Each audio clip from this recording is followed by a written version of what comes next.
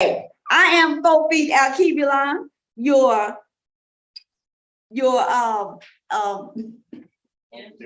MC tonight. Fist up, fist up, fist up.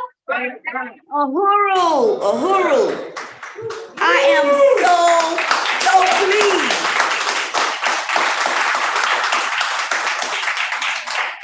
I am so pleased to be with you tonight. Yes, comrades, we are winning. We are winning. We are winning. We are winning. Yes. Now, I would like to bring to you our welcome tonight by the one and the only International People's Democratic Uhuru Movement, the one and only, as I said, Comrade Jordan Fly.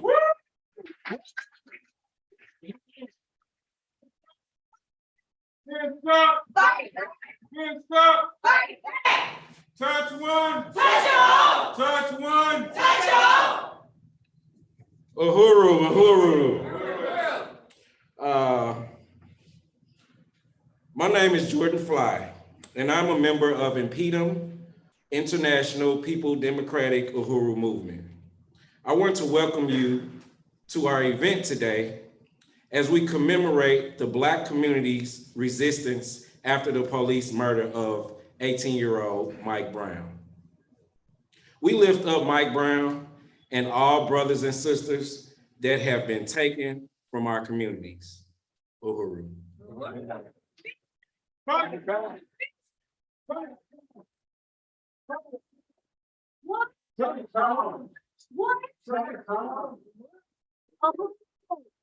you so much for that amazing welcome, Comrade Fly. Now, to keep this rolling, because you know that's how we work on rolling for freedom. Right. I want to bring you a poetic piece from Comrade Timba Shabanga. One nation. One Africa. Uhuru, uhuru. Yeah, I just want to, it's an honor to be here for the Mike Brown celebration. Want to give a salute to our Chairman Omali Yeshitela of the African People's Socialist Party, also President Kamlambayi and Annette of the International People's Democratic Uhuru Movement. And I'm going to do a piece. It's real short, so they say I talk a long time, so y'all don't got to worry about this in this instance. All right. So, all right.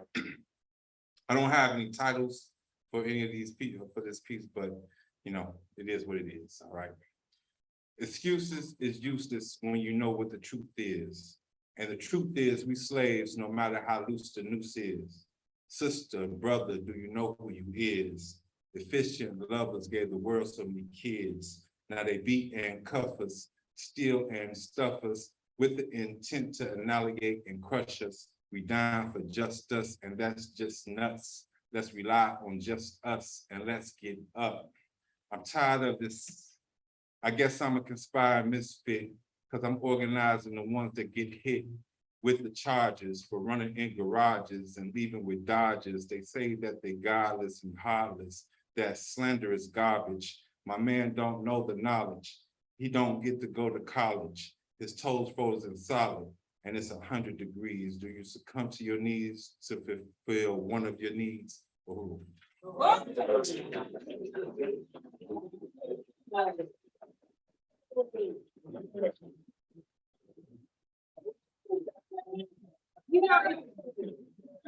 hot.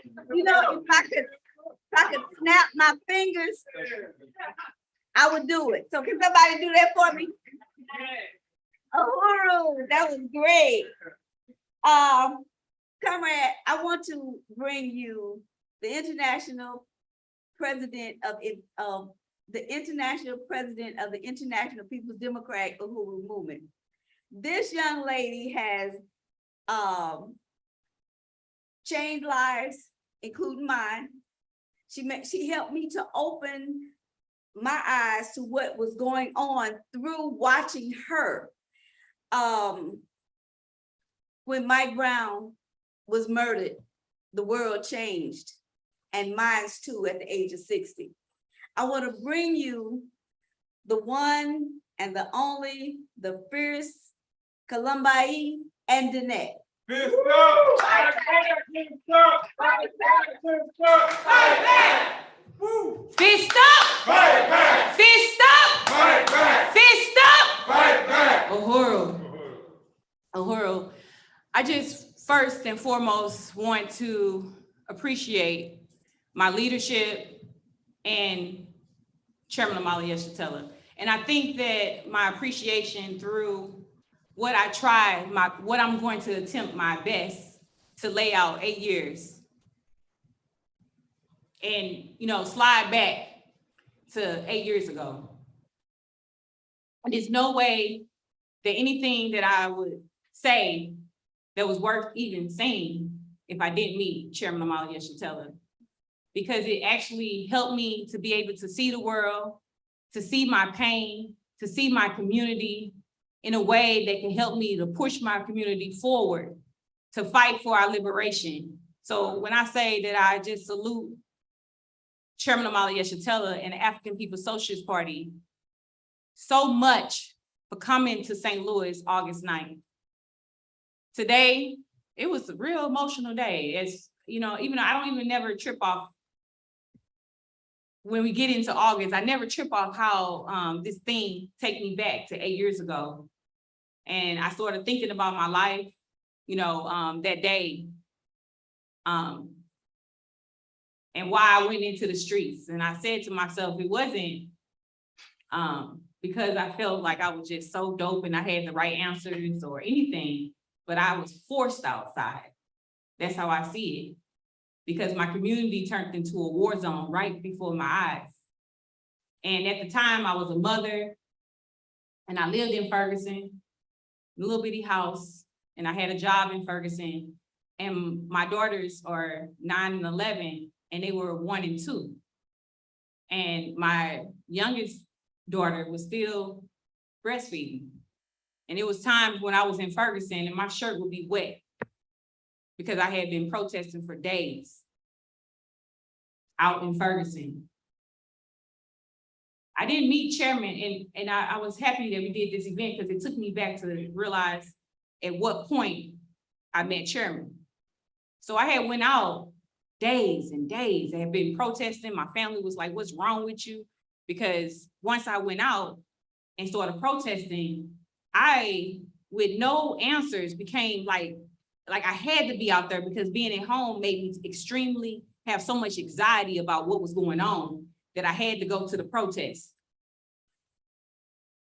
And I would come home and I would be literally in tears, like just because I didn't have no answers. And I remember being on the phone with Martin Luther King's son, because members of our church had got in contact with Martin Luther King's son. And I was like, okay, yes, this is at the moment where somebody's going to help me understand what is happening and what we need to do, because I was frustrated because it was just running in this circle, just the next protest. That's the only thing that somebody can say, okay, we're gonna protest next, but I couldn't hear no real demands or like, what are we protesting, we saying the police are mistreating us, but like what? And I was on that line with Martin Luther King's son, and I remember hanging up early because I was frustrated because I said, okay, so we just gonna be on this line praying? It's like, how long are we gonna pray? Because that same day that I was on the line with him, I wanted to, say, what are we gonna do about this sister that I was standing like really close to that had got shot in the eye at a protest in the daytime? And, we went to the hospital, we went to the emergency room with this sister, and like, it was just so faulty, and they were treating her like she was the bad person and she got shot. So I was like, okay, all these people on this line, surely we're gonna come up with a strategy to make sure that we're not going out to these protests, closing our eyes, praying, and then getting shot. And so I tried to say, forget the protest at one point. I said, you know what? I don't know, like, I can't keep going to it. But every night, my community changed right before my eyes. And a lot of the young people that were being targeted were my nieces and my nephews and the people in my community that used to come to the Bible study that I would have at my house. Because I had a regular Bible study at my house with young people.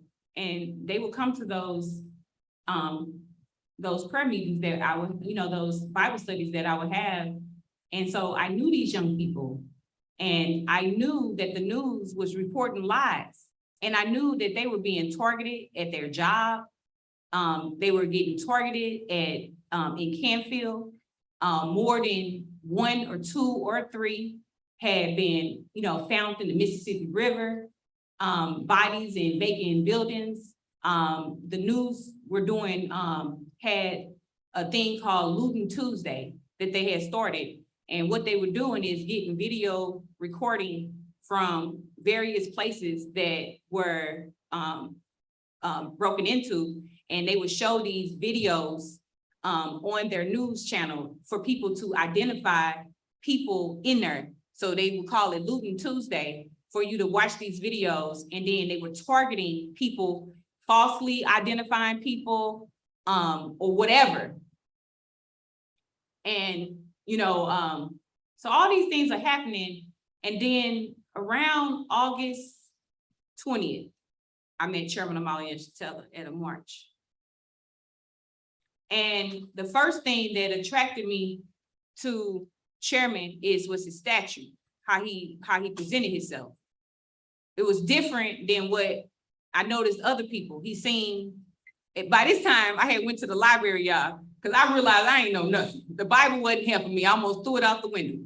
Okay, I'm for real. I was frustrated with the 66 books of the Bible and the 12 letters from Paul that I love, and I would quote them things. None of them I went through them and none of them was helping me. So I went to the library and found out about Watts. And then I found out that Watts was the anniversary of Mike Brown. But I never heard of Watts, but I heard about this thing. And so then I started finding stuff up about South Africa. And because I heard about Mandela, right? And I always thought he was this heroic person from what I learned at school. But when I went to the library and I watched it, my whole brain was telling me that he was a sellout and his wife that he had divorced was the real hero. So watch it, being in Ferguson and coming to some stuff but I can't put it all together yet. I can't put it all together. And so when I met Chairman, I seen this man and he had this statue, and then the people with him had clipboards and a book bag. They had a camera, and I'm like, they serious. They ain't playing no games, because Fergus had became a play show. It was dangerous though. But it was dangerous, but the cameras, people were coming out there for a Photoshop. They was coming out there to smoke their weed. They coming out there to get drunk, and they playing loud music. It just became like a kicking fun, but it was dangerous because the next day we will hear about who got killed, who is missing. We can't find them. Protesters that's literally missing. And so it was, I was afraid of this game that people were playing. So when I seen Chair, I said, okay, he seemed really like he's serious. So at the protest, they had told me I had a sign. They said, you can't have your sign because it's a peaceful protest. So I'm frustrated. Like, what? I'm sick of these people. Like, what do you mean peaceful? Ain't nothing peaceful about what's happening to us. So why would we pretend to walk down the street and be peaceful to some people that's unpeaceful to us? But I digress, and I took my sign and put it back in the car. My cousin said, let's go. I'm tired of this. Let's just go. I said, no, because I seen the frustration on Chairman's face when they told me to put my sign in my car. And I seen that he was frustrated with the organizers. I could see it all on his face. So I said, okay, I want to go and stand by him. So I ran and I tried to get myself, catch up with him, and told my cousin, make sure she was good. And she was concerned because we never want to separate these protesters. But I said, I'm good. And I got myself near Chairman. And as we walked down the street in this whack march that it's the quiet men march that they having. And they real quiet, and Chairman starts summing Ferguson up. He started explaining why I was in that march. I ain't tell him that I was frustrated. I ain't tell him that I don't met so many sellouts, they don't make no sense. I ain't tell him that I don't try to join organizations, but when I get there, they don't have nothing to join.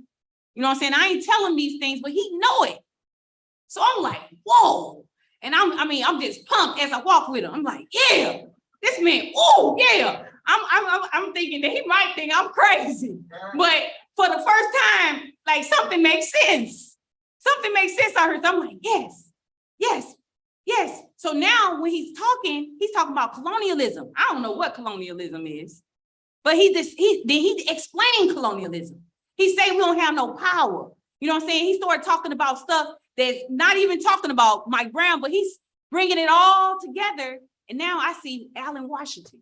Now I see Erg Washington. These are my two brothers that is murdered. I see my daddy going to Vietnam. I see why my mama was a slave to Christianity. I see why I don't know nothing about myself and how I got to go to a library to try to figure out anything about Black Power, how it was hidden from me. He's explaining all these things. So then he said, the little sister might have something to say. Let her say something. So I don't know what I said, y'all.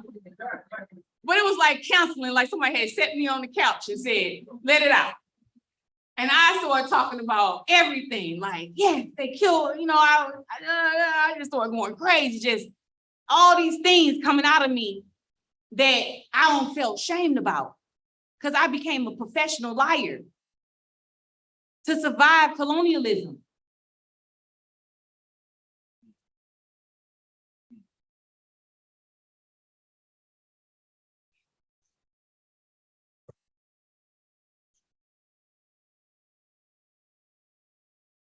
And the first time I could like not feel bad that my brothers was murdered and it wasn't no curse. I think that was like my first thing I said is, it wasn't no curse. They did this to us. You know, like just really understanding what it is. I signed a clipboard and I was almost, when the march ended, it was the first time I was ever afraid for a march to end. Literally, I was like, where y'all going? And they's like, well, we're gonna get back with you. I'm like, what? You sure I can't go? Can I go with y'all? I don't want to leave you because it's so much more that I need to learn from you. Like I literally felt like I had to humble myself at his foot so I could catch every droppings from him because he had the answer, you know, and I always wanted to be my brother's keeper. And that really was the thing. I'm not gonna lie to you. That's what really drove me to the Uhuru movement, is because I wanted to destroy who destroyed my family. And I seen a vehicle to get in to do that. Like-minded people that wanted to destroy that thing to help me with that. And that's why I got involved in the movement, but I got so much more. So that was 8 years ago, the mental mind of my mind. But I came into organization, and that was not the easiest road to take, but it was the most righteous road to take. And I say that because everything about me 8 years ago changed.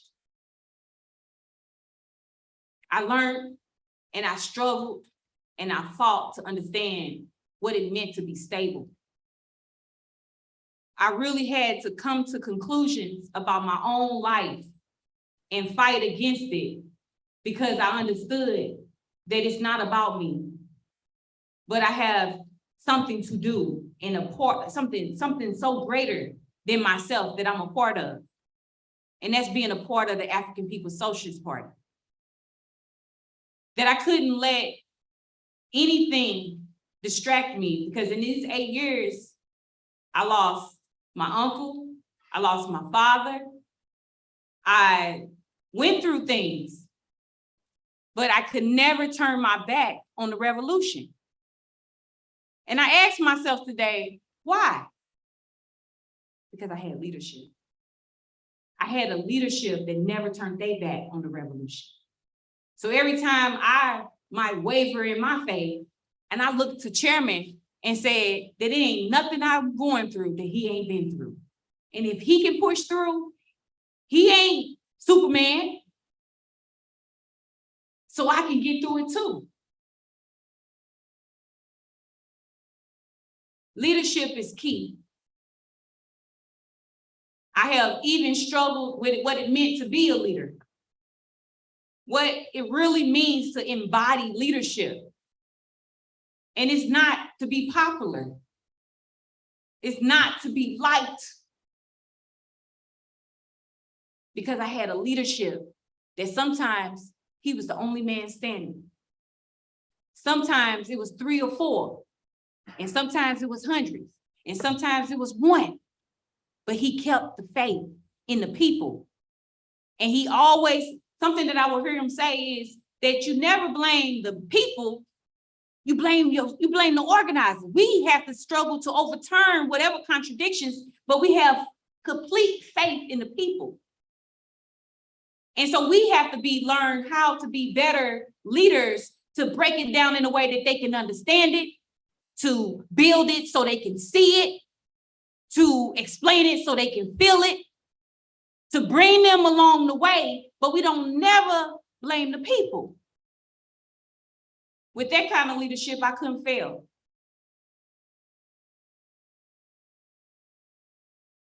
So in this 8 years, I celebrate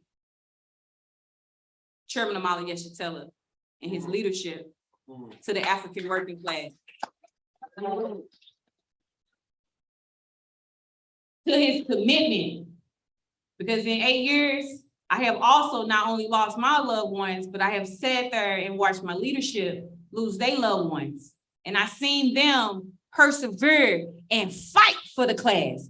I seen Chairman leave a funeral and then be in the Central Committee meeting, fighting for the African working class. I seen Deputy Chair lose her son and fight for the African working class. Never, ever forsaking the African working class. This is the leadership that I'm a part of. This is why I have been partially, even for somebody to even utter out their mouth that I'm a good leader is because of the leadership that I have got. And I appreciate that. And that leadership have been across St. Louis. We have did amazing work. And even 2 weeks ago, with this most recent attack against our movement, against the African working class, even through that, we have used everything that we possibly can to educate our people and seize the opportunity to win the people to revolution, because we got to get free. It was no time to retreat, no time to get scared, no time to back down, but to move forward. That's what we have done. I was in the court today with one of my comrades. I ain't gonna say his name because they get so shy. And he found the notebook in the back of the, I don't know how one of the chairman notebooks pads. I don't know if I accidentally picked it up or what, but one of his white pads that he write on was in the car. And one of the comrades, he looked at it and he said, I asked him for the search warrant. He said, did he really ask for the search warrant? Like they was gonna give it to him? You know what I'm saying? And I told Lips, I said, Lip, I'm sorry, I said his name. Comrade. But it was an opportunity, because what they get to see for the first time, because we get used to getting treated like crap. And then we get accustomed to it and say that that's just the way it is. It can't be no different. But what they keep seeing in us is us resist and us carry ourselves and say, we plan to govern and nothing less. And they see it in our movement. They see it in our movement. And so I said, yeah, we asked for it. And so then they came in and they got to see Chairman on CNN. They said, woo, this the news we gotta be on, Ms. Columbi. Did you see? We on CNN. They ain't say, y'all on CNN. You see that? You see that? They said, we on CNN. They taking ownership of their movement. Changing the minds. one by one. See, if you get too caught up in numbers, you're gonna miss the point. We gotta take our community back by any means necessary. And I'm speaking to the cadre in the room. Your life is not your own. You are a member of the African People's Socialist Party, and every essence of it is. So everybody that we around or experiencing the party, you doing yourself and your community a disservice when you think you can take off your hat and be somebody else. I learned the hard way. That is so important to always know. You don't, I'm talking like the grocery store. Chairman say he was at getting his phone after the state seized the phone, getting the phone.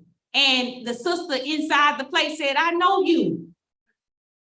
Went overboard, helping, just wanted to help and get that phone. Every moment is a moment to organize. So we learned this from Chairman. Fofi the other day was in a car accident. The lady who hit her in the back became a member of the International People Democratic Movement.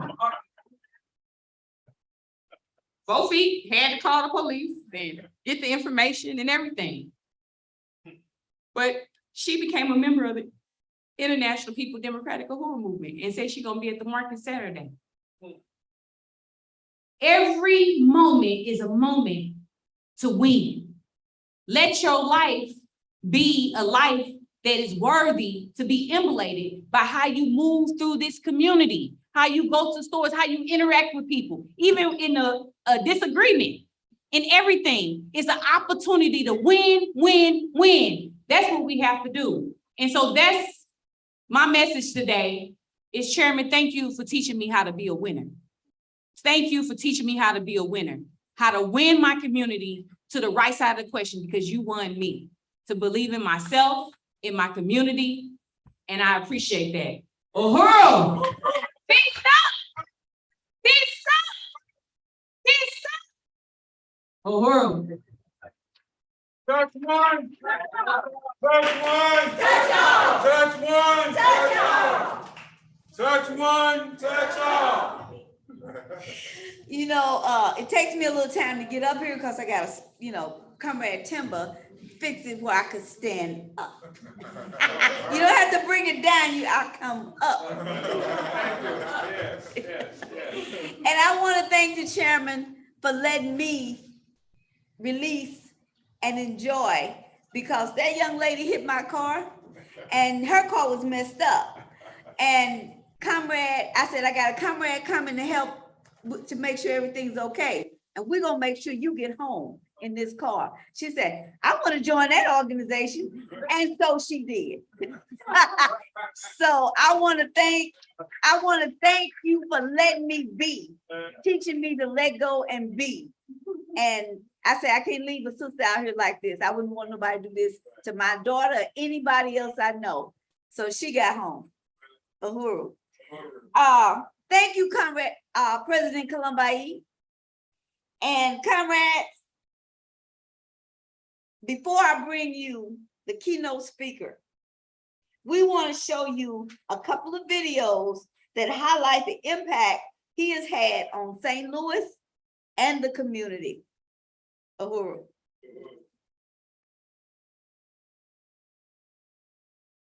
This is August 26th in Ferguson, Missouri, where young Michael Brown was gunned down by one of the occupying cops in our communities.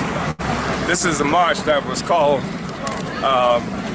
by a church and a number, or at least 2 different kinds of organizations. And it was a march that is a part of an obvious plan to smother the resistance of the people. It was a march that demanded that the people remain silent and not protest, not raise their voices in protest. And the only reason at this point there's any kind of chanting or protest going on, is because some of us in this march defied the people who are trying to control this march and to keep the people from being able to express their outrage at the murder of people in our community. They are trying to use the bereaved Brown family as an excuse for people not struggling. They would challenge chants that was calling for jailing the killer cops and chants that was identifying Darren Wilson, the murderer of Mike Brown, as someone who is guilty of homicide. They would challenge the chant calling for the people to be organized and to resist with chants of Brown family, stay strong. They would try to neutralize or undermine any kind of political demand or political struggle coming from the masses of African working people.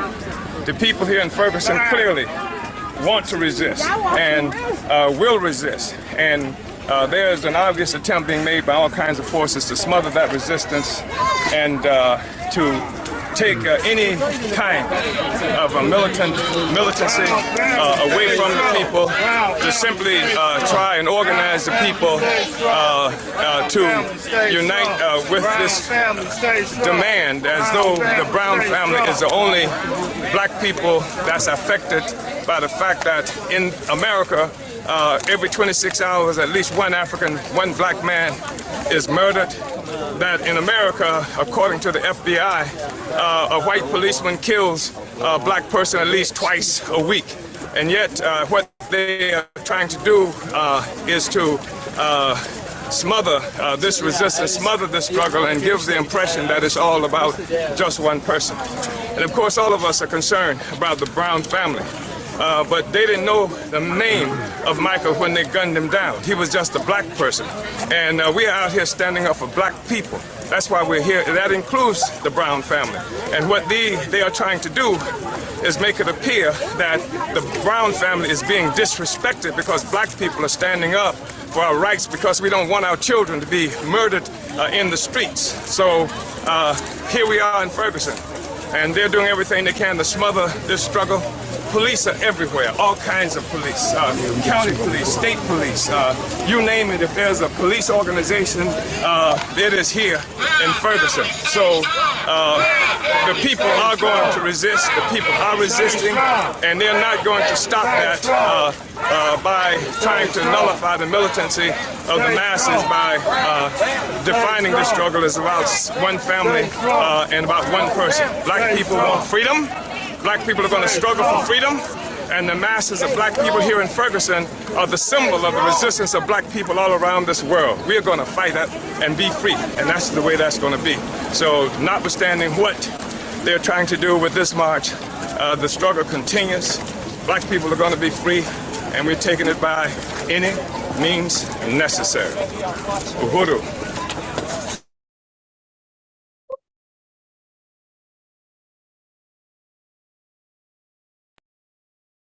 We say Uhuru. Uhuru. We say it because we think that freedom is something that should be on our minds 24 hours a day. I want to just say that I got off an airplane from St. Petersburg, Florida to come here. And I had to come here from Florida because what happens in Ferguson is not unusual. And what people are trying to do is to treat Ferguson as this extraordinary thing that's happening in this country. Where the reality is, in New York, where this brother just came from, in 1 year, the police department stopped 850,000 men, most of whom were black. Stopped and searched them. In Philadelphia, 250,000 black men were stopped and searched. In New York, they had 80% of those people were black, and we had a situation where only 8% of the people who they stopped were charged with anything. And the things they were charged with was not the reason they were stopped in the first place. So Ferguson is not unusual. 1. 2, what we saw in Ferguson in terms of the military forces out here, that's not unusual. They like to talk about they have surplus weapons here that's coming from the Pentagon. You can't have surplus weapons year after year after year. A surplus is that above and beyond the inventory that you should have. So if the military is purchasing all of this hardware and giving it to police organizations around the country, you can't call it surplus. What is happening is the United States government is giving arms through the military, through your taxpayer money, the same guns and weapons that they're using against oppressed people in Afghanistan, the same weapons that they're using against oppressed people in Iraq, the same weapons that they are threatening to use against the government in Iran, they're using them right here in Ferguson. They're using them throughout this country. I think it's really important for us to understand what these brothers are talking about in the system, that we have a problem. The problem isn't even whether people like each other or not. I mean, everybody ought to like each other, and I think given an opportunity, everybody will like each other. But we've got a system that's based on injustice. I mean, think about this. The whole system that we are talking about is one that was given birth through what? Slavery. It was given birth as a consequence of stealing land from people that nobody even talks about unless they're in the audience.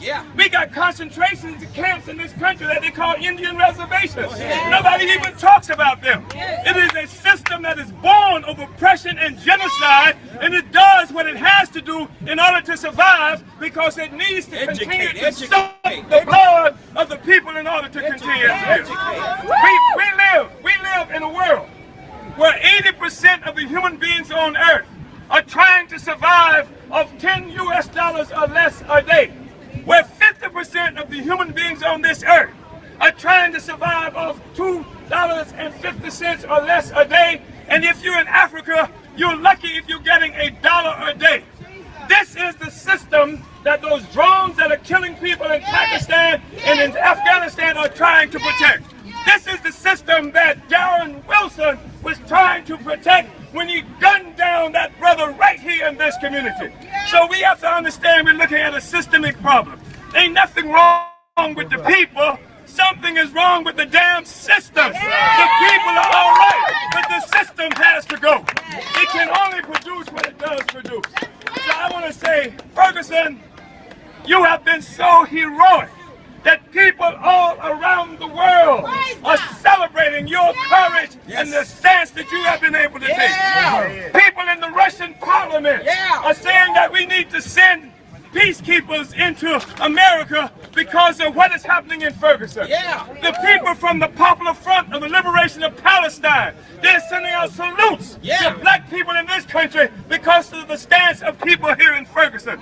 The Iranian government, everybody around the world is looking at Ferguson, and because of the stance you took. So we say that the people will prevail. The people will prevail. A socialist system based on genocide and slavery cannot stand. It should not stand. It can only produce Mike Browns all over the country. Every 26 years, every 26 hours in this country, a black man is shot down by a police or police-related entity.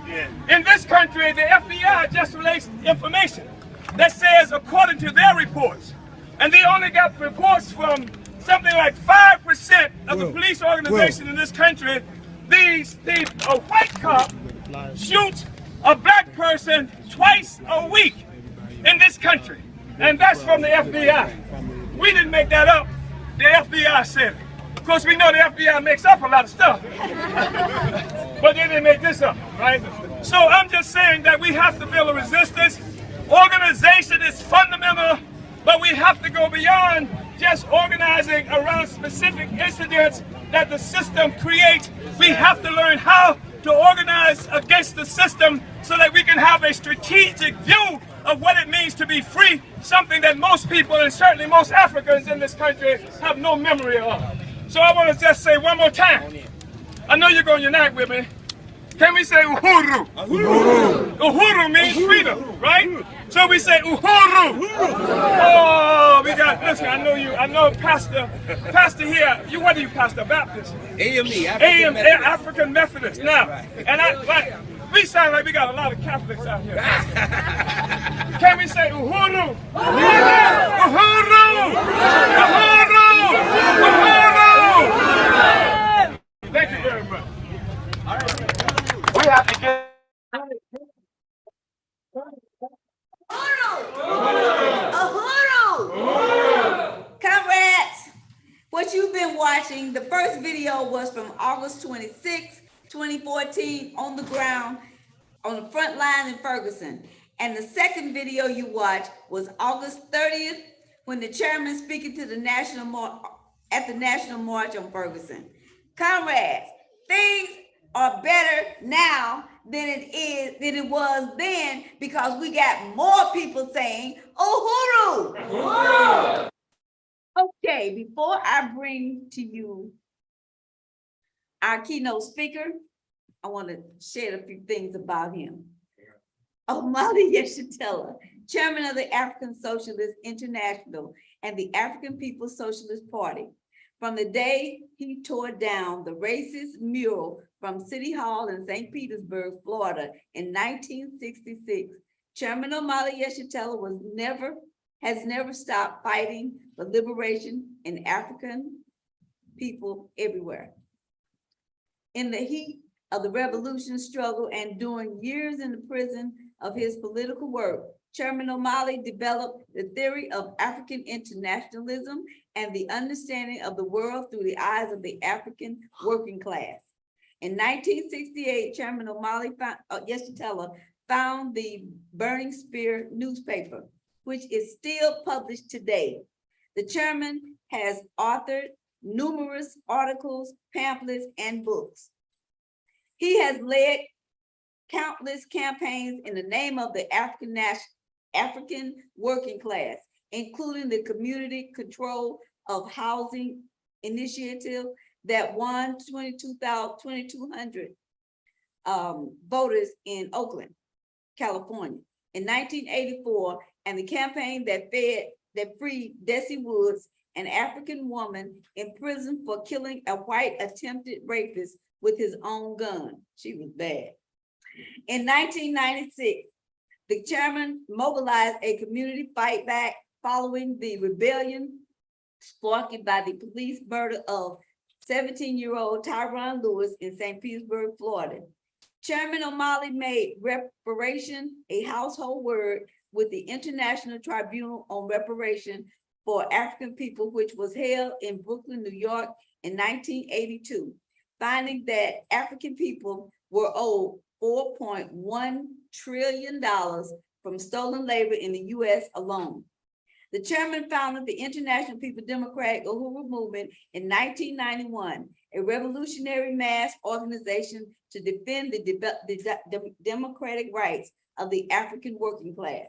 The party alone launched Black Star Industries, building all of the economic development institutions of the party under one umbrella, creating partnerships with community members.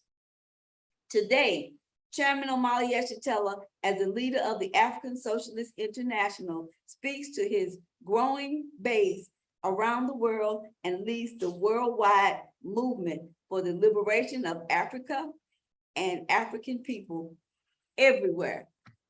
Comrades, my chairman, your chairman, the African world's chairman, Chairman Omali Yeshitela.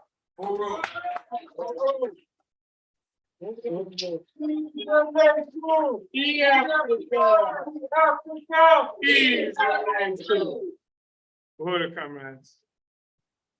First of all, I just really appreciate being able to participate in this discussion on this evening, talking about this being the anniversary of the police murder, the military murder, the US government murder of Michael Brown. I think it's really important for us to understand that the police constitute a part of the government.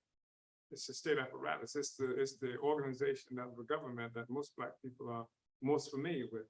You may not know the name of your alderperson, city council person, or your governor, or anything like that, but it's the cops, it's the police, it's that military force that occupies our community on a regular basis that we know, and sometimes we know them by name, different individuals. So I appreciate being able to be here and participate in this discussion. And I want to say, in some ways, we could say, when we look at this whole question, long live Mike Brown, and from protest to Black Power, you can see from protest to Black Power in physical form of Comrade President Kalambay and Annette, When I met her, she was a dosha and protesting.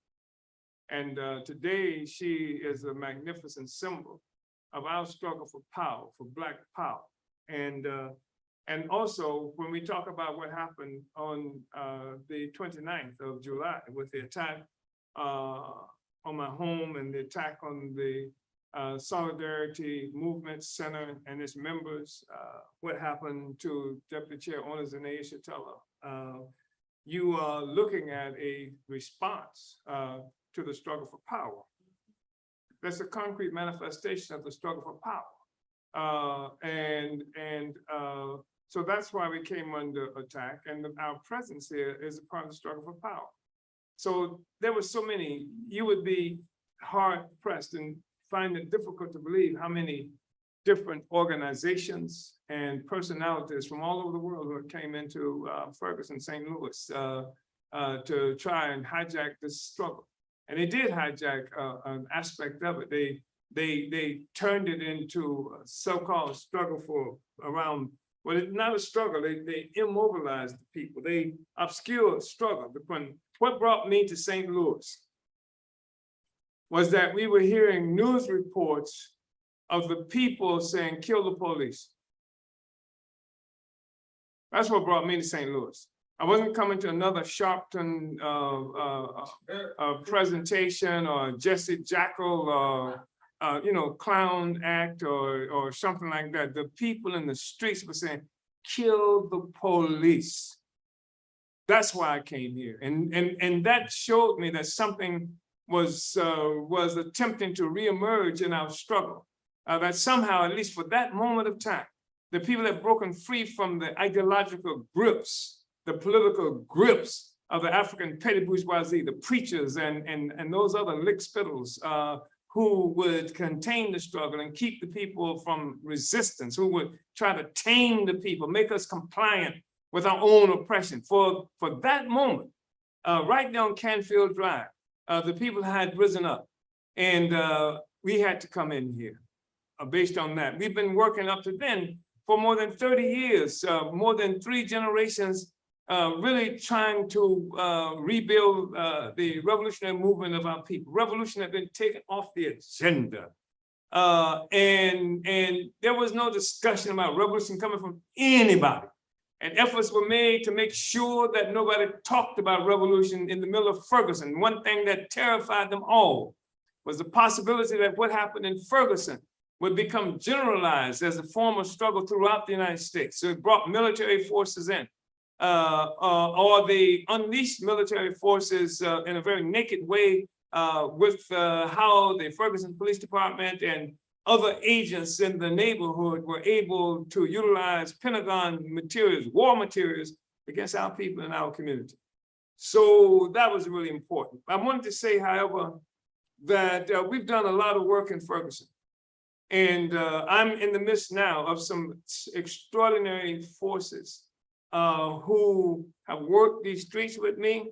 Some of these walked the streets with me, going door to door, talking to African people, talking to the people about power, about their ability to come to power, to change our circumstances, building for a Black community convention, not a Democratic Party convention, not a convention for the 5th Ward, 3rd Ward, 22nd Ward, but for the people, Black people. And I just want to say that I have so much appreciation for you, Cadre, for Sister Erica, for Timber, for Comrade President Kalambayi, for Marissa, for Full Feed, for being out there in the streets. And then, of course, there were members from the Solidarity Movement who were in the streets, and Comrade Brooklyn was there, and Brianna. They were in the streets along with Nova and Torrin, who hit the bricks, and Yaya. Where's Yaya? And Yaya, who were actually in the community. And I see the reemergence in our party of a movement of genuine cadre again. And this has been missing from us for a very, very long time. Cadre is reemerging. That's what Comrade President Kalambayi was talking about, the stance that you take, that we have built an organization that's based on the premise that there's nothing that we will not do in order to win freedom. That's the thing that we work for all the time, that we're an organization of professional revolutionaries, no matter whatever else we may do. We may be fashion designers. What makes you so fly? We may be barbers and school teachers and any other kind of thing like that in terms of our occupation, but our profession is revolution. And I think that's what we see reemerging. Keith was out there. Keith came by every day on the job, picked up some stuff to take with him, to take it out in the field. That's what's happening. And we see a separation from those forces who want to go forward and make the revolution, and those forces can't go forward. You know what happens? When you see this social system, imperialism is in crisis, every force that has some kind of state and maintain the status quo, they're in crisis too. And sometimes they're in your own organization.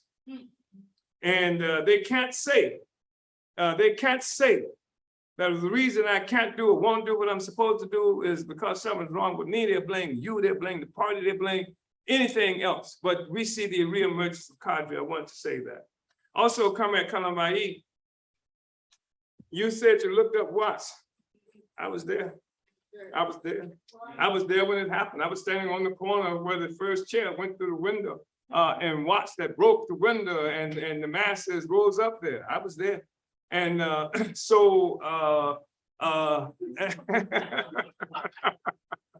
yeah, I was there.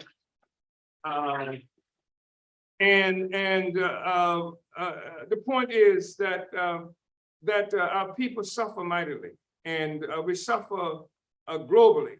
And what we saw was like on the 29th of this month, my house was attacked, and you know, the laser guided targeting dots bouncing off my chest when I came downstairs, and stirs. And listen, y'all can say what you want. I'm St. Louis.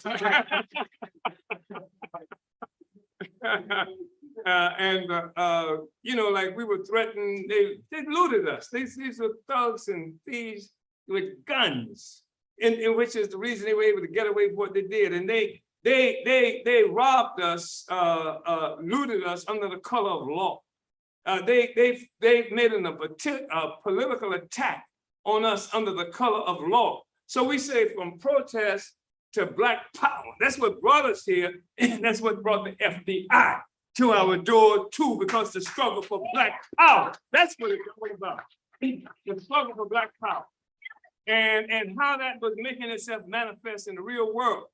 Because this was no politician, no older person that you can come and purchase, that you can come and buy, that you can have giving away the properties and lives and resources in the future of Black people. This was going straight to the people, organizing the people, so that people who never thought about revolution, had no idea about revolution, didn't even know what an older person was, came into political life and challenged the older person, and from the perspective of the United States government, challenged the United States government. From protest to Black power.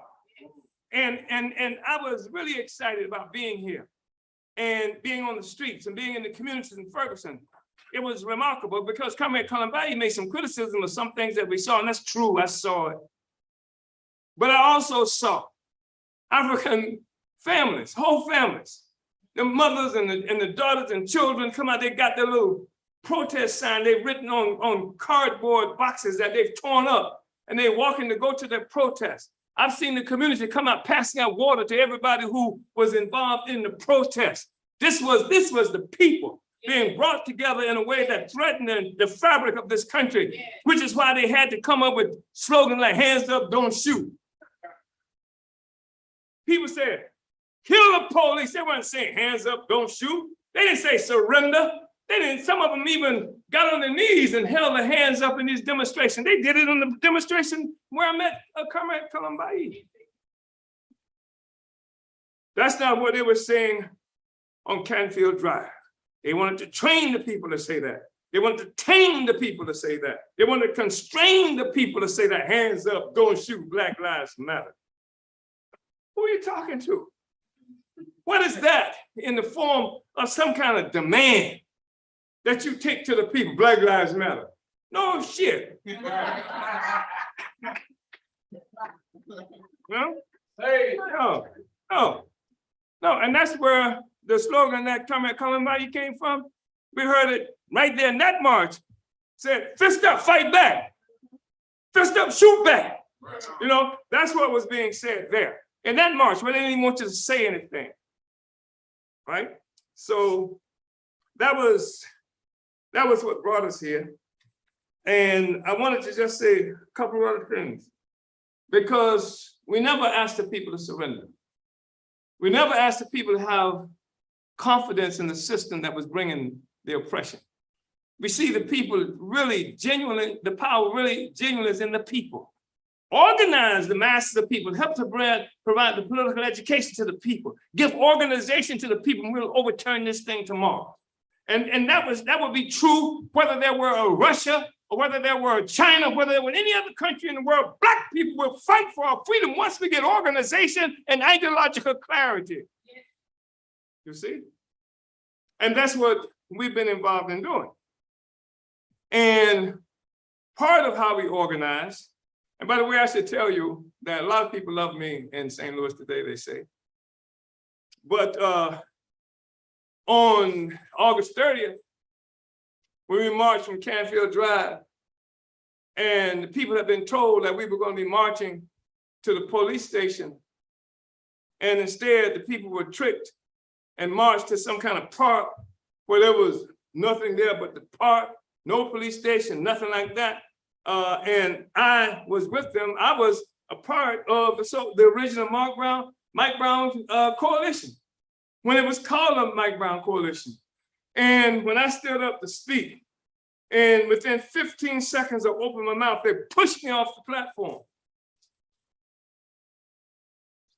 Because I was talking about going beyond protest. Every question I'd ask, every complaint that I made, every discussion I had all the time was to what end? To what end? Protest, protest, to what end? What is this going to be about? And so I wanted to make that point. And also, part of what we did was to do things that contribute to people fighting for power. When Bob McCullough, who presided over the grand jury, the district attorney, presiding over the grand jury, and he had this grand jury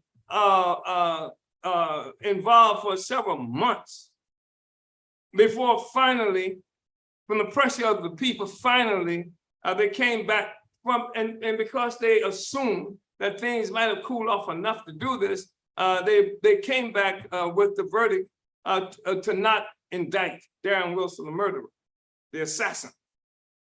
And so what we said is, that's what they say. What we say, that law is the opinion of the ruling class. The African working class has the ability to create law and to exercise law based on our own interests. Let's have a Black people's grand jury right here in St. Louis. And we conducted a Black people's grand jury. I forgot the name of that place where we held it, but we conducted it and used the same evidence that McCullough and his forces had used. And obviously came in for a vote for indictment. So that's part of what we did. And the issue was that to move people toward an understanding and acceptance of the responsibility to get our justice, to not have to rely on the oppressor system for solutions, but to negate the system of the oppressor that's already said that it's all right for Darren Wilson to murder Black people. And so what we did is pull together the power of the people to do our own assessment of that collectively, had people who function as jurors for the grand jury examine the evidence, heard the arguments, et cetera, and came to an entirely different conclusion than Darren Wilson's grand jury, and indicted this guy. And I think it's worth recognizing this is a way to move the people toward their own power, as opposed to relying on the power of the colonizer. And the government, when the rebellion happened here in St. Louis, white people brought all the guns and ammunition in the city. You think I'm making that up? You couldn't find a gun or ammunition in a gun shop in St. Louis. The white people bought it all up. And you're talking about a time also that the cops, the police, on the Ferguson Police Department were wearing bracelets because they heard you say, "I am Mike Brown." They said, "I am Darren Wilson." That's what the police were wearing on their wrists. Yes, they did. I am Darren Wilson. And all the white people bought all the guns. And so more than 100 FBI agents were sent into Ferguson. They didn't arrest a single white person. They didn't charge a single white person. Many of them were parading with guns. And what they did was trick 3 Africans who were supposed to be with this thing they call the New Black Panther Party. And pretended that they wanted to help them carry out an act. They used Black people, FBI agents, to trick people into doing something that they had no means or even ideas of doing before. And then they arrested, the FBI did this. They arrested them. Not a single white person who bought all the ammunition, not a single murderer from the Ferguson Police Department, they arrested them. Yeah. That's the FBI. That's the FBI that attacked my house on July 29th. Yeah. You understand? Yeah. Oh, yes, they did. And I just think it's really important to understand that. And again, this was not about Mike Brown. It was about colonialism. And Mike Brown being a colonial subject. And it's also about the fact that every time a police kills an African in such an obvious way, that this happened with Mike Brown, somebody hits the lottery. And that there are these lawyers, they call themselves, who rush in, along with the so-called civil rights agents, who will rush in. They tell the people to say how wonderful things are, that we're not mad with anybody. We believe the system can work. We're just looking for justice, etc. And give me some money. And you got poor people who don't have a penny, living on Canfield Drive, living in housing projects and things like they murder our children, and the first time they ever see a penny is through this process. And the objective, of course, is to isolate that struggle from the struggles of the people, and then function then the money that they give them is supposed to function as a bribe to keep them out of the struggle. You understand what I just said? And so somebody hits the lottery every time. Every time somebody gets killed in this fashion, the lottery is hit. And so that's the kind of thing that we're talking about. Telling Mike Brown, you know, the way they murdered that youngster, he's a big old guy. And they were scared of him. Darren Wilson, because he didn't punk out. And that was clear. He didn't punk out and he was scared of him.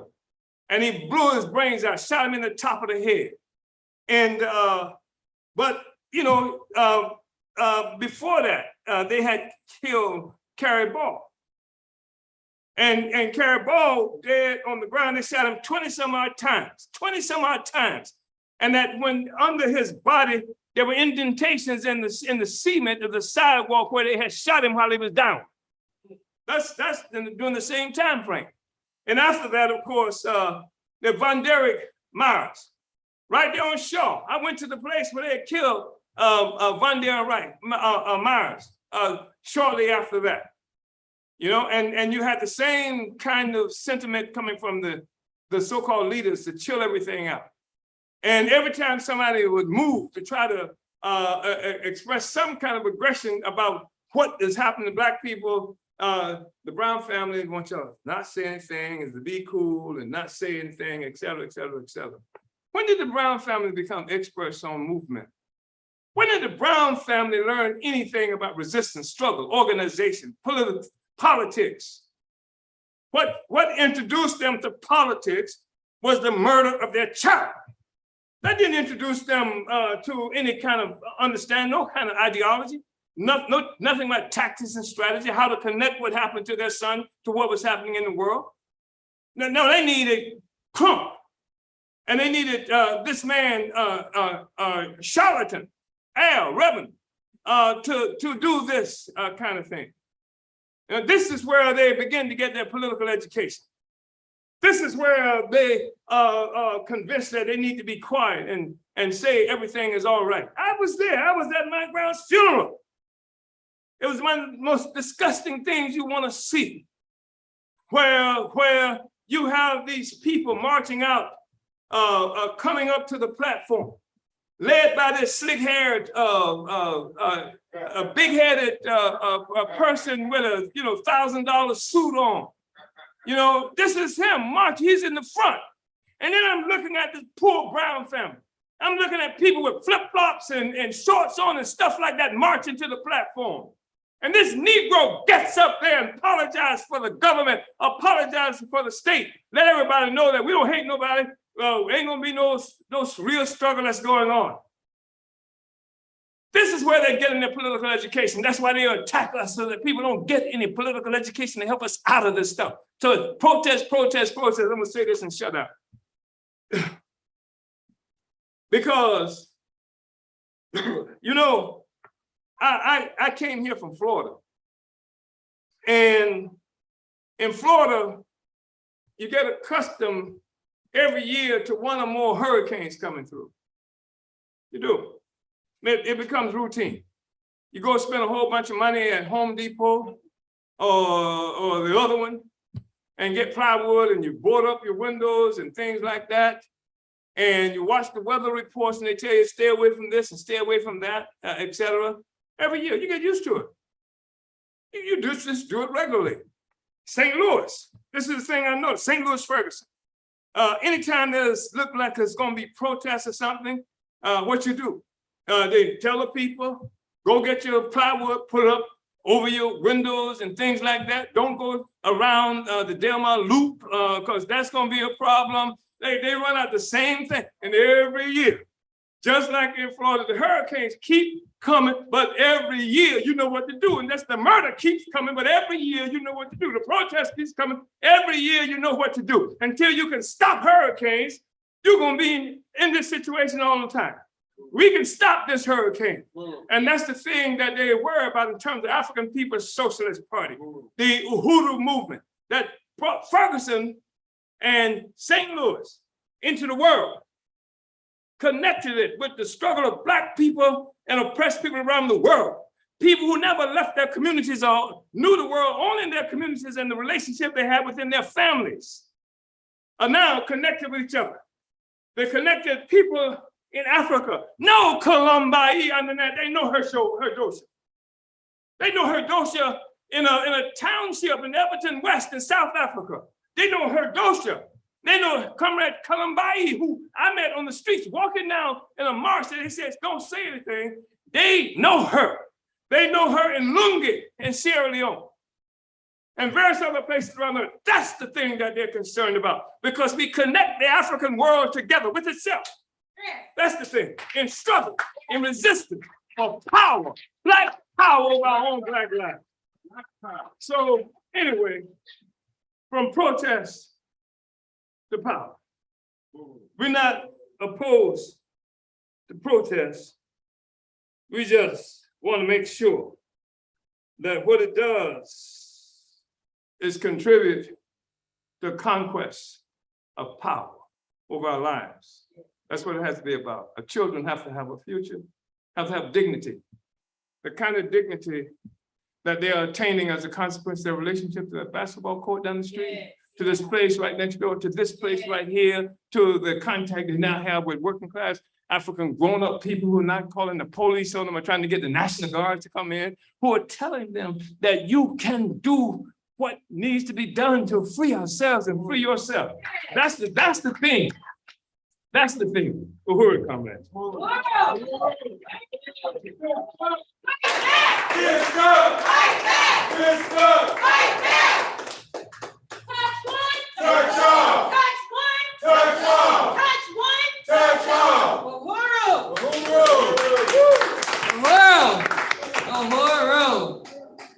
Yes, I just really unite with everything. Just so good. And the videos that we just watched, was powerful.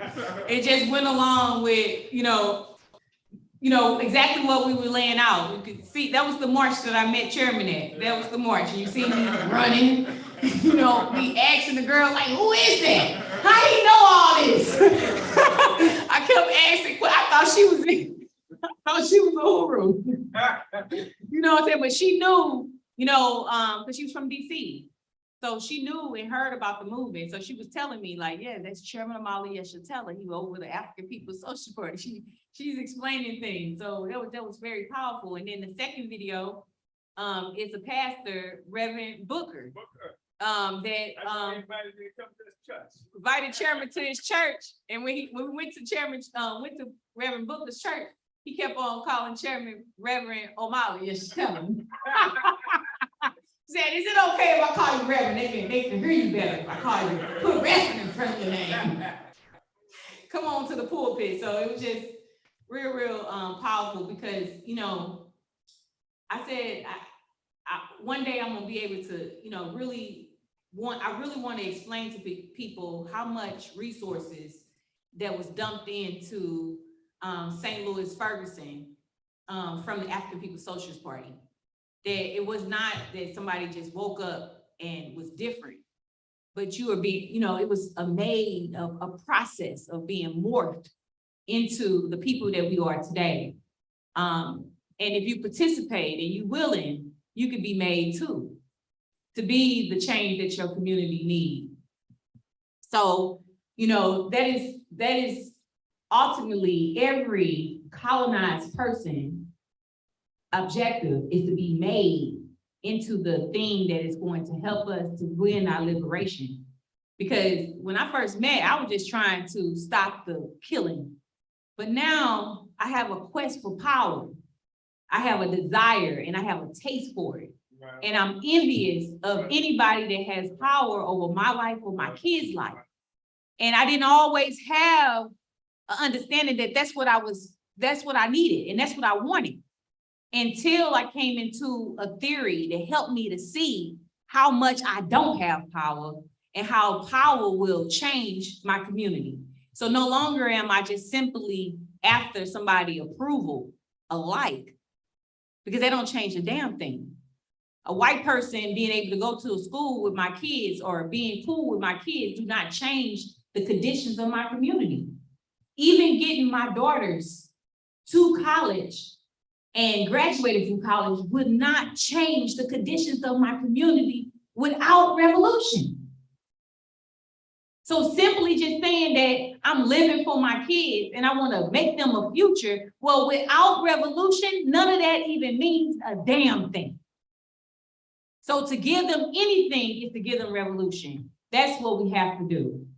And so, you know, we about to fight back. Everybody fist up? Okay, y'all loud, so I know y'all about to get those pocketbooks. That's where we at. So I got somebody in the back that got me some baskets. We're gonna raise some resources, and we're raising these resources because we have Sunday rallies that we want to continue. Because as you see, political education is important. That we have to help the people understand critical things. One Africa, we have to know who we are. That was the first political stance I took, is to know that I am an African, not an African-American, not just American. I went with that crazy stuff. I was real crazy, y'all. I was like, I'm American and Isaac is an African because he was born in Ghana and we had little African-American children. Confused like hell, very confused. That's genocide. One of the things of genocide is self-hate. My brother teased me all the time. He said, I can't believe you a revolutionary because you didn't even want a black baby down. At first I was offended, but I thought about it and I said, that just show you that I'm charging America with genocide. Because that's self-hate that I couldn't even identify with a black baby doll. And I wanted the white baby doll because the white baby doll seems like they have everything great. And the black baby doll reminded me of misery. That's genocide. So I want you to get your pocketbooks ready. And we raising $200. We're gonna raise $200 today. We can do it? Sure. Yes, we can. So I know who got the $200. I ain't gonna sit down, I'm gonna raise another 100. Who got $200 so I can raise another 100? Okay, nobody? I'm just being an honest applicant. I ain't sitting down if one of y'all raised your hand. Who got $100? Okay, who got 50? Okay, and people online, you can donate. I don't see you, but you're gonna be an honest applicant and you're gonna pull your purse in Cypher world, because we're not just watching and entertaining you, but we organizing you wherever you are. Because Ferguson is where you at too, and we're an international organization. So go ahead online and put those numbers in. So Comrade Timber will tell me how much you donated. So we see who you are. Come on, let the money come in. So do I have somebody in the audience that got 50? $50, let's not draw this out. Where my 20s at? That's a popular number. 20, yeah, 20 real power. Okay, there go $100. 20, hold, keep your hand up. 20, 40, 60, 81. That's $100. Go give them $100. Come on, let's get our $100. We need 100 to go. Do I got anybody online with 20? Oh, where do you go to put the money, take the resources? Fofi. Fofi would get your resources. So you can talk to Fofi and she would direct you. And if you're online, do you go to epidum.org? epidum.org and put protest to Black Power. Protest to Black Power in your donation, so we can make sure that we allot those resources to the right place. You know, one of the things that I love about the African People's Social Party, and I'm a member of the Central Committee, which is the second highest body of our organization. The highest body is our Congress, and then the Central Committee is what leads the governing body that leads our day-to-day work. And so I have the pleasure of being able to hear all the details of every financial and every kind of report ever. And it blows my mind that the party, every dollar that we raise, we keep we make sure that we let the people know how we use those resources and it's accounted for. They raise resources for at the first tribunal, and those resources are still there for what it has been allotted to. That is the integrity of the African People's Social Party.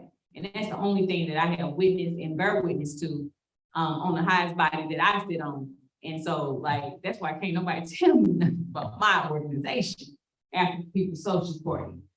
Some of the most principled people I have met taught me how to be principled. You got some resources? Give me the resources. Where the $10 at? Right there, I got 10, 20, I got 30. Where 30 at? 30 in the back. You got 20, Fofi got 20, you got another, so 10, 20, 30, 40, 50, so that's 150, I'm keeping track. Okay, Tim, you got a number for me? I got you for the 10. So fives, where's some fives at? Who got a $5 bill? Any fives? Whatever you got, ones, whatever. If you want to be anonymous, just put it in the basket. And I also want to tell people how to become a member of our organization, because we always have a to what end. So we don't just have events just for nothing, but we have events with a to what end. So the to what end is our liberation. And we have day-to-day work to do this. That's a strategic way that we approach the work, because we know revolution means, you know, war, and it means that we have to know how to move and how to get things done and to build our apparatus so our community is strong and have the confidence to make our revolution and win. And so you got to join organization. So I want to direct you to the International People Democratic Uhuru Movement, one of our mass organizations. I am the international president, and we have an executive committee.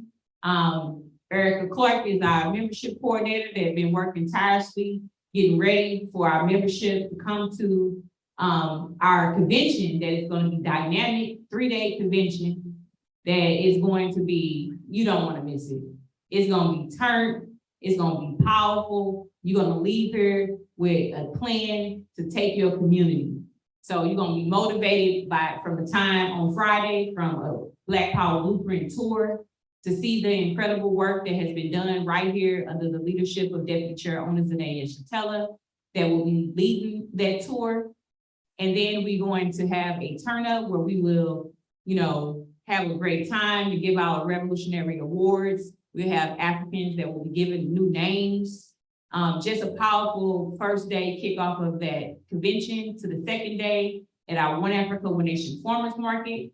We'll have breakout rooms where you'll be able to participate throughout that day in learning how to do 4 corners, how to sell a burning spirit, how to write a POA, what is a POA, just everything that an organizer need in a struggle bag to take their community, to do the day-to-day work.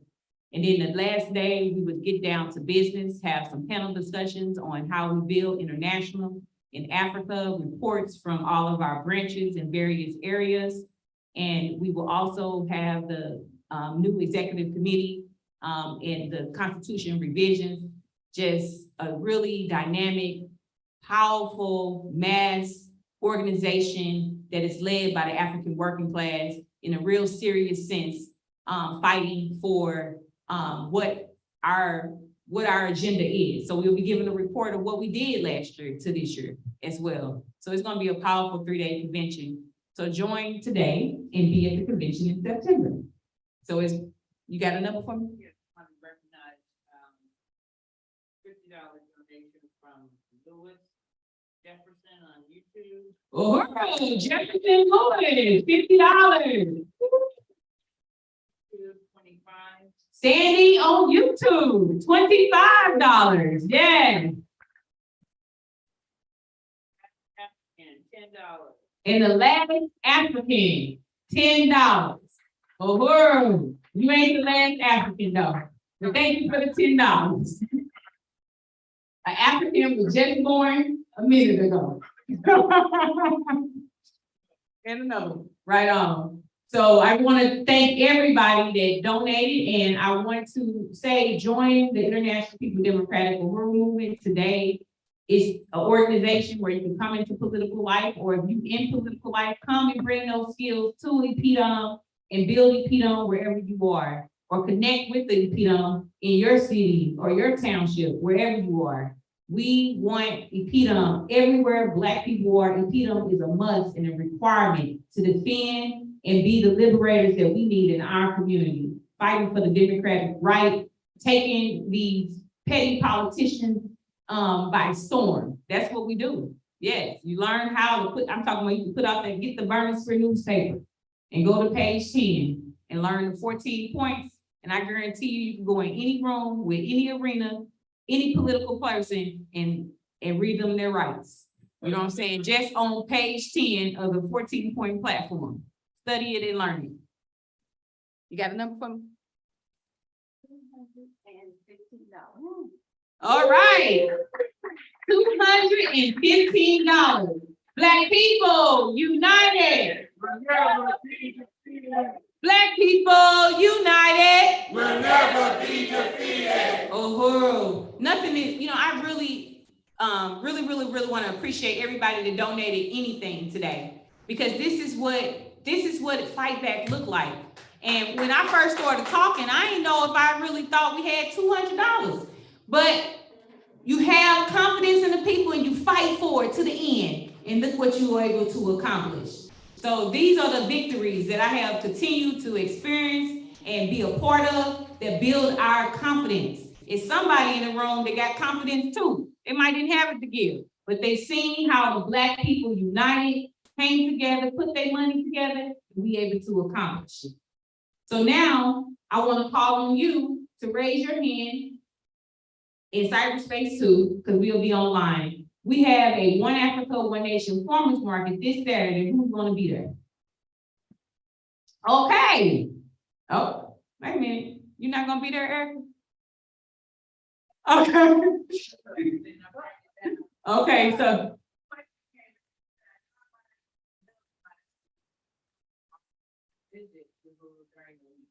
Okay, Uhuru, yes.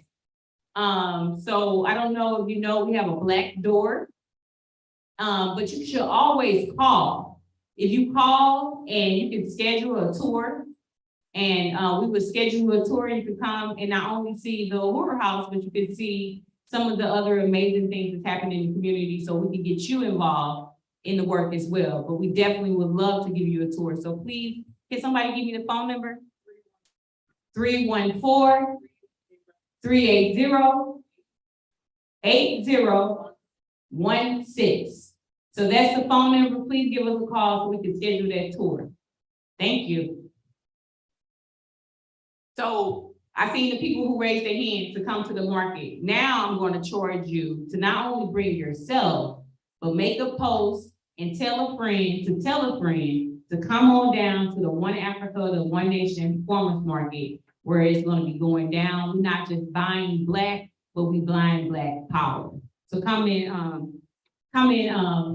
and we're gonna have a blues band this Saturday, so you don't want to miss this treat. Uhuru. Fist up, like that. Fist up, like that. Fist up. Yeah, it takes about 3 of them for me to get up here. Since, I'm gonna just remind you again of the events, the announcements coming on, and I wanna say, this has been an amazing event. Uhuru? Okay. We have, like President Omali said, we have the Sunday rallies every Sunday here at Aquaba Hall from 3 to 5 p.m. We have the One Africa, One Nation Farmers Market every Saturday from 10 to 3. Come out, see what our vendors got, what you want, because somebody's got to have what you want. So that's the farmers market. Tell a friend, bring a friend, and then times it 2. We have the amazing upcoming St. Louis Black Community Convention, August 27th and 28th. Comrade, you got to be here and you got to bring your whole neighborhood, because this is something that St. Louis needs. You know, one of my coworkers, and she said, I heard there's a basketball court. I said, yeah. She said, where is it? I said, it's on West Florissant and College. She said, who put that up? I said, we put that up. She said, wow, I'm gonna have to come up to your market too. She lives not far from here. So I said, come on down, just come through and you can see the market and you can see they talk about the murals. The murals. Yes, I said, this is for the community. This is what our organization is doing for the community, because we care about the young people, and the young people are learning political life so they can take pride in themselves and know there's a better life for them. And she's told you about the Impedum Convention. Now, you know, all year, the whole Uhuru movement waits for the Impedum Convention. It's gonna be wordless. I can't come up with words, so it's gonna be like that. Okay. It will be September. Yeah, wordless. You ain't gonna be able to find words for it. It will be September the 2nd, 3rd, and 4th. We are our own liberators, comrade. That's our time. And you know, August 28th, 27th, and 28th will show that we are our own liberators. To register for that, you can go to impedum2022.eventbrite.com. Okay? And you'll be hearing from us. Everybody will be hearing from us. All right, we will see you there. That's all the announcements I have. And to close us out, I have remarks from our own Chairman Omali Yeshitela. Uhuru! Uhuru, thank you so much. Thank you so much, Comrade Forfida. I just want to make one other announcement, and that is on November 5th and 6th.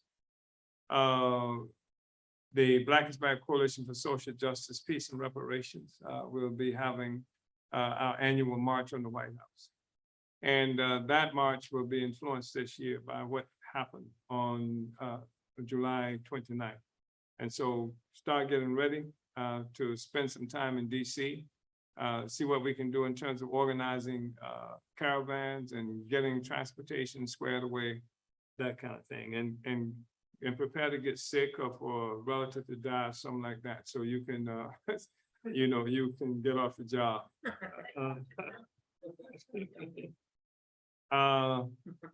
So I wanted to say that and to unite with the excitement around the August 27th and 28th St. Louis Black Community Convention.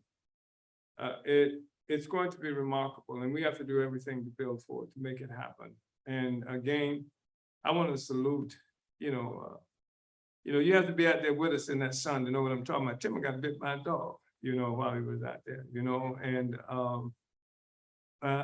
it's not an invitation to get bit by a dog, but it's, I mean, it's good work. I mean, there's nothing as satisfying. I mean, when you're going and door to door, know you're communicating with your people and the people are greeting you with such enthusiasm. Even if you don't see them no more, they're so enthusiastic to see us, and it gives the community confidence to know that somebody's working all the time for the community. So that was really powerful. That's a powerful experience. You will never get anything more satisfying than that. And the thing about the Black Community Convention is it breaks down these borders that they've created in St. Louis for us. You know, I mean, you have the different wards and all this stuff, and you can't do anything in this ward. It's the 3rd ward, the 21st ward, or the 18th ward, and the 6th ward, et cetera, et cetera. So what we're doing is that we're talking about Black people. And we have developed a main resolution that the community is united around in our first pre-convention conference that happened earlier this month, wasn't it? Last month, last month. And so it's unifying the community. Kambai said that her uncle, who is the pastor, is saying that the preachers, Black preachers, were saying something to the effect that that we or I have unified the Black community in St. Louis. You know, Christian, Muslims, and everything been pulled together as a consequence of this work. That's what we want to do. Bring the community together on a common agenda. Say, this is our agenda. Say, JCM, if you want to run for office again, or anybody else, et cetera, this is the agenda that you got to support. If you want a vote, I don't care who your grandmama or uncle or daddy was, this is the agenda that you've got to support. That's a really a mature kind of community that can do that. So I wanted to say that. And then remembering Mike Brown and connecting it to our struggle. Stand up, y'all, please. And join me just for a couple of things. I want to say, move on over, or we'll move on over you. Yeah. Hey. Move on over, or we'll move on over you. Move on over, or we'll move on over you. 'Cause the movement's moving on. Can we do that again? Yeah. Move on over, or we'll move on over you. Yeah. Move on over, or we'll move on over you.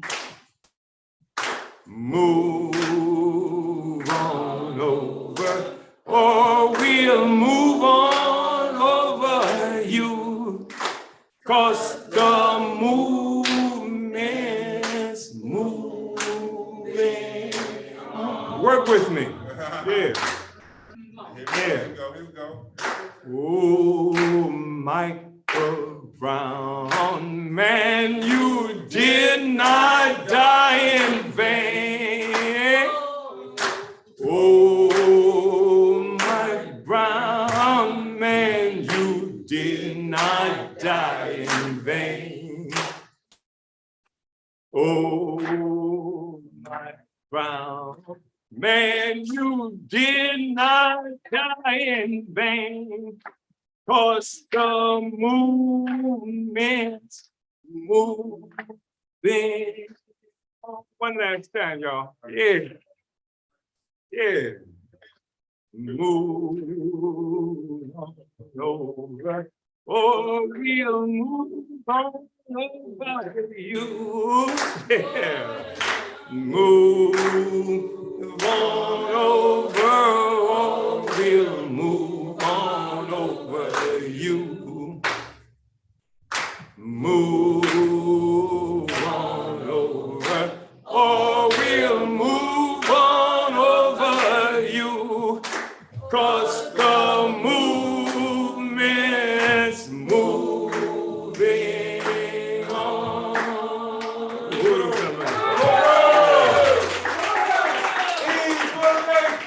Yeah.